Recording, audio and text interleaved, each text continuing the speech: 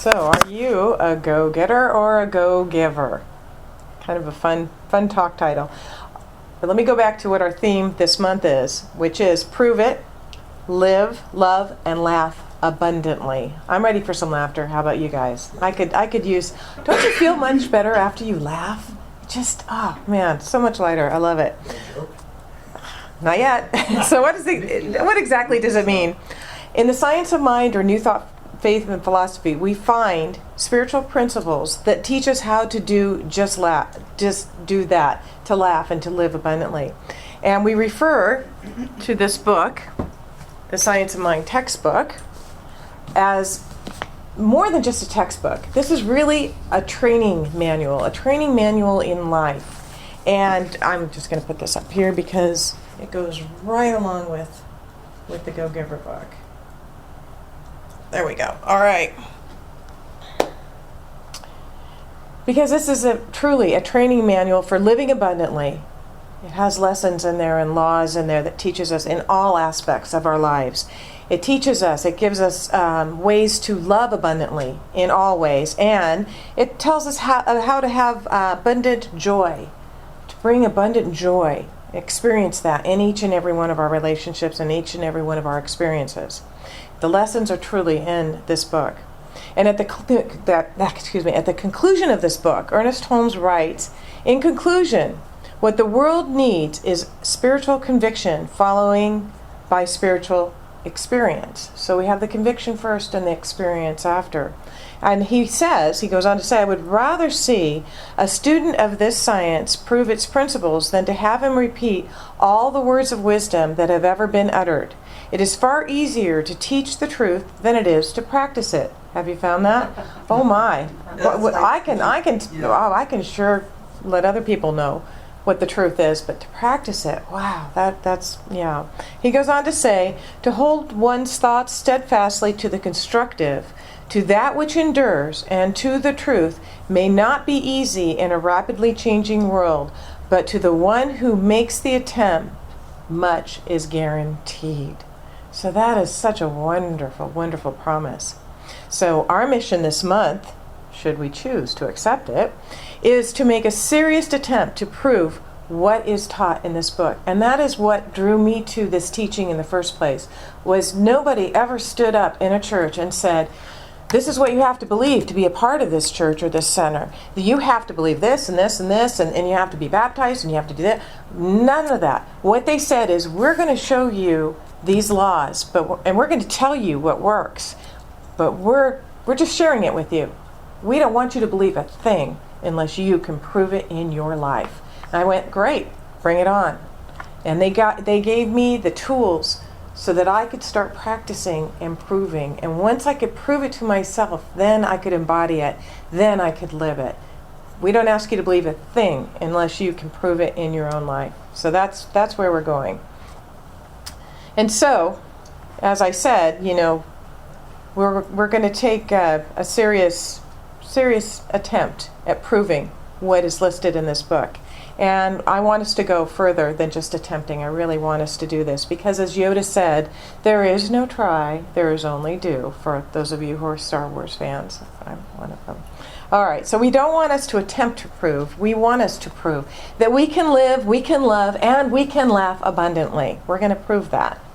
And we're going to do that by exploring, and more than just exploring, by experiencing one foundational principle this month.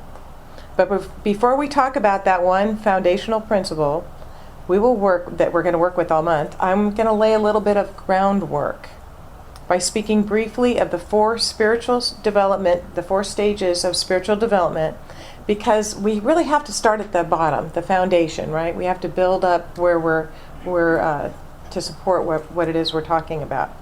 And so for some of you who've been with us for a while, this is going to be a reminder, but for others, it may be the first time that you hear this. And to balance that, we're not going to delve into them deeply, but to ensure that we have some knowledge of them, I'm going to describe each one just a little bit. So the first one is, why me, mortal, which is victim blame consciousness. When we're in this place, it's all about me, me, me, me. The second one is by me, metaphysician. It's a vital phase of growth, but not the end. Learning to be a co-creator, because we are all co-creators of our lives. Taking responsibility for self, getting, manifesting. That's what's important at this stage here. The third stage is through me, or the mystic. Focus is more on knowing God than manifesting anything in particular. Dwelling in the presence, surrender, setting the ego aside so that God can express through us. That's the third one, through me, mystic. And then the fourth one is as me, master. Combo of by me and meta and through me, mystic. The connection with God is so strong that manifestation happens instantly. It's the Christ consciousness. It's how Jesus practiced, okay? And he was the role model where he could just instantaneously, make things happen. And of course, we all know that Jesus said, this too you can do and more. But we forget that, don't we? We forget that we have the ability to tap into that as well, if we choose. So, the spiritual principle we will explore this month helps us move into the mystic and master stages. We're skipping those first two. We're going right to the end here. Because it's a spiritual principle that when practiced causes us to move more fully and more completely into God consciousness. And we get to figure out what the spiritual principle is by listening to what the great religions of the world have to say about it. So Christianity says there are three things that last forever: faith, hope, and love.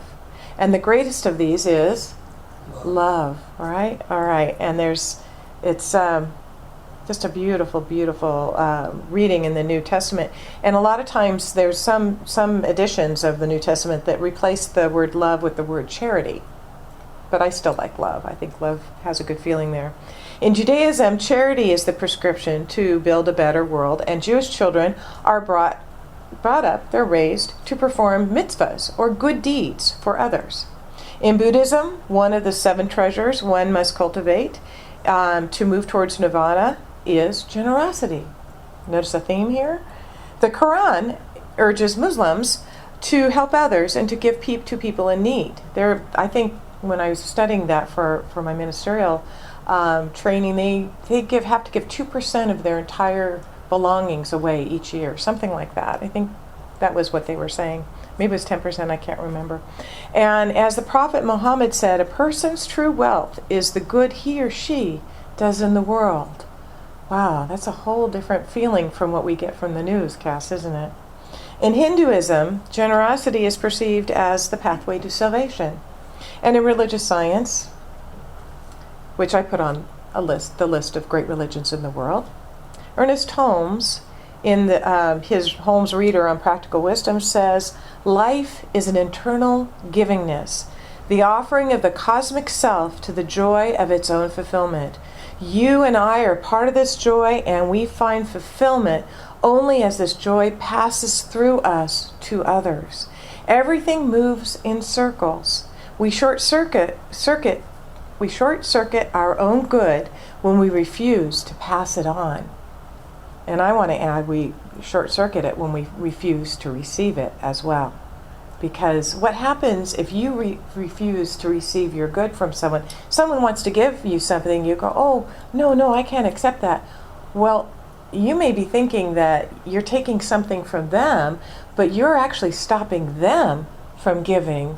You're stopping their cycle of good. So we have to, we'll probably get into that a little bit later, a little bit more. So anyway, so the spiritual principle we're going to work with this month to prove that we can love and live and laugh abundantly is the spiritual principle of giving, of being a giver to life rather than being just a getter. By being a go-giver instead of a go-getter. And I'll tell you, this book, it's an excellent book. It's really, really very entertaining. It's a parable, it's a story, easy to read. Loved it. So as we think about the 4 stages of spiritual unfoldment, certainly in the why me mortal stage and the by me metaphysician stages of life, we are go-getters, reaching, sometimes grabbing for our good, right? In fact, there's a Sufi story that speaks of this orientation, and it's about a man who's drowning. And people shout out to the man, "Give us your hand! Give us your hand so we can save you!" And the man was hesitant and afraid, and he wouldn't do it. And finally, someone said, "Here, here, take my hand." And the man took it. Because the man was so much more in tune with taking than giving. Isn't that interesting? Because of this, he almost lost his life in the waters. The truth is, most of us are tuned in to the same radio station. It's not even on your iPod. It is just hardwired right into your head. And it's WIIFM. What's in it for me? This month, we're going to change the station and prove the value of changing that station by using a delightful modern parable by Bob Burg and John David Mann called The Go-Giver. This little book sets forth 5 big laws of stratospheric success based on the foundational principle of being a giver to life. Today we're going to begin to unwrap this foundational principle, and then next week we're going to dig more into the laws, because there's 5 of them, and you'll see how they relate to many of the other laws that we've discussed. They're great. So I suspect what's going on in some of your minds right now, it might sound like this. Isn't it just like a minister to stand up here and talk about giving?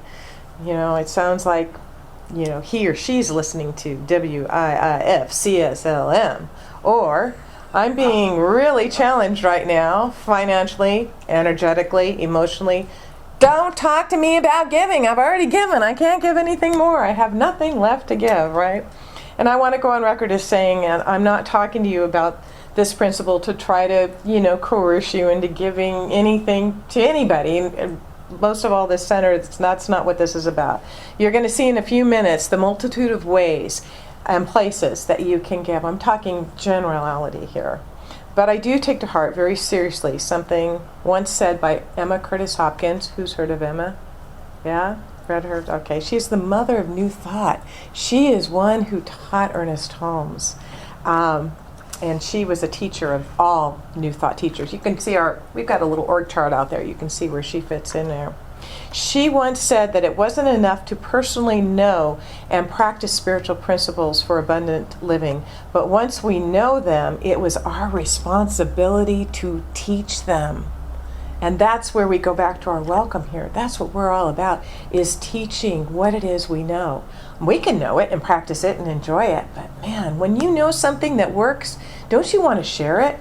I mean, when you have a way of living and a way of experiencing something wonderful, don't you want to share it? That's our responsibility.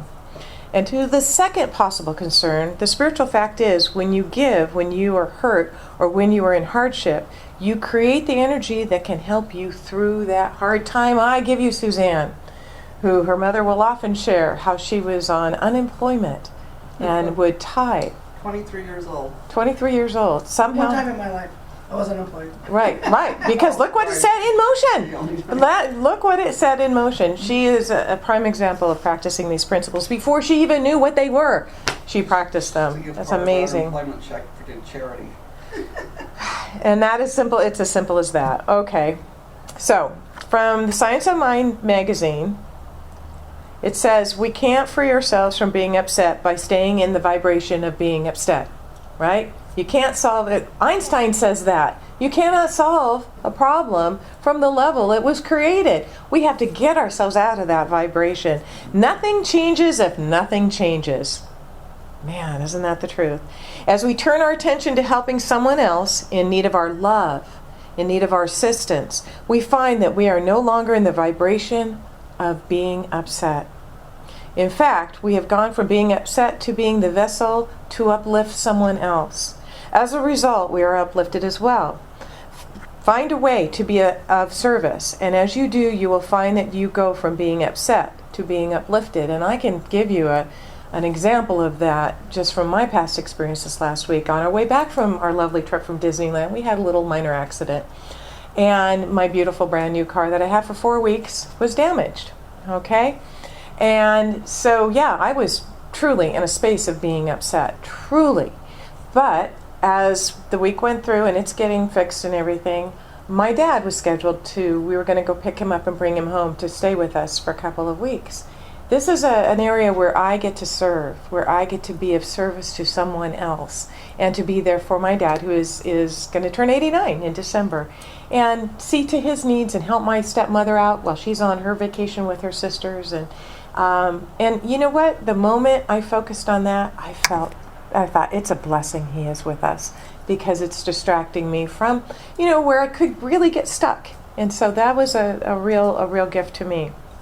So if you find yourself feeling unhappy, try to make someone else happy and see what happens. If you are feeling empty and unfulfilled, try doing some meaningful work, some worthwhile work, and see how you feel. So the question is, to whom to give? There's no shortage of people and places to whom you can give. You can give to yourself. You can give to yourself. Anybody read the book Simple Abundance by Sarah Ban Breathwaite? It's a pink book. It's a lovely book. You don't have that book? Oh, I might have to get you that. She each day, it was a reading each day, and she would say, today I give myself the gift of a cup of tea, perfectly brewed, and I'm just going to enjoy that. And she would do that just for herself, and I thought, wow, you don't have to save up for a spa day, which is nice too, but you can just take joy in a simple gift to yourself, just something that you really enjoy. I enjoy sitting on my front porch. I love sitting on my front porch and just watching the sun go down and the mosquitoes go away. But it's, you can find those little things. You can give to yourself. You can give to your spouse. You can give to your children. We get lots of opportunities to give to our children, don't we? You can give to your siblings, other family members, friends, your coworkers, strangers on the street. How about your Starbucks barista, your community, your social organizations, your spiritual community, the planet? Man, there's just no lack of ideas. Who or what else did I forget? Who else could we give to? Can you think of anybody else? Your gardener, maybe. Your mail person. The grocery clerk. Okay? And of course, when we think of this, we first think of money, and money's fine, but it's not all. I love the passage of Acts 3:28, where Peter and John walked past a lame man begging for alms at the gates of the temple. And the scripture reads, "So the man gave them his attention, expecting to get something from them. Then Peter said, 'Silver or gold I do not have, but what I have I give you. In the name of Jesus Christ of Nazareth, walk.' Taking him by the right hand, Peter helped him up, and instantly the man's feet and ankles became strong. And he was leaping up, stood, walked, and entered with them into the temple, walking and leaping and praising God." So here's a partial list of what you can give besides money, okay? You can give a smile. You can give a prayer. You can give a good thought or a blessing. How many times have you seen someone maybe struggling and you didn't have time, perhaps you're on your way somewhere, but you blessed them? Or you've driven past an accident and you've said a prayer for that everyone in that accident was all right. You can give wise counsel or knowledge. If you know something that will help someone else, you can do that. Information, a referral, love, laughter, your time, your talent, attention, forgiveness, hope, encouragement, assistance, leadership. Did I miss anything? What else do we have that we can give of ourselves? You can let people in the grocery store go ahead of you. Yes, that's an easy way to do that. I have one or two items. Sure, go ahead. And they're always so amazed, aren't they? Yeah. No, really. No, really. Sure? Are you sure? Yes, I'm sure you can buy your carrots ahead of me. It's amazing. It really is. And it feels good to do that. So here's one important one that I missed, and that's touch. We're huggers here, if you hadn't noticed. We love to hug. Some of you may have heard the story about the newborn twins, the one who was critically ill when he was born. I think I've shared this. I think I had a picture up here at one time. The twins were in separate incubators as per the hospital rules, and a nurse on the floor repeatedly suggested that the twins be kept together in the same incubator. And the doctors finally agreed to try this, and when they were brought into contact with each other, the healthy twin immediately put his arm around his sick brother. And this instinctive exchange gradually helped the sick twin to recover and regain his health. The baby's family and the doctors witnessed the intangible force of love and the incredible healing power of touch. Touch is so important. And finally, for this morning, it's not only to whom and what you give that matters, but it matters how you give it. So let's talk a little bit about how to give. Give with your heart.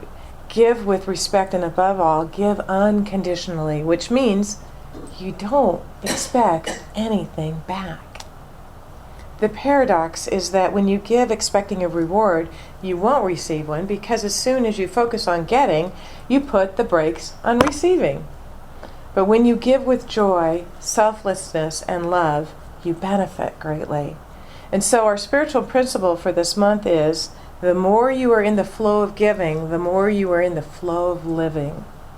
I'm going to repeat that. The more you are in the flow of giving, the more you are in the flow of living. So let's say that together, but make it personal and say I. So the more I am in the flow of giving, the more I am in the flow of living.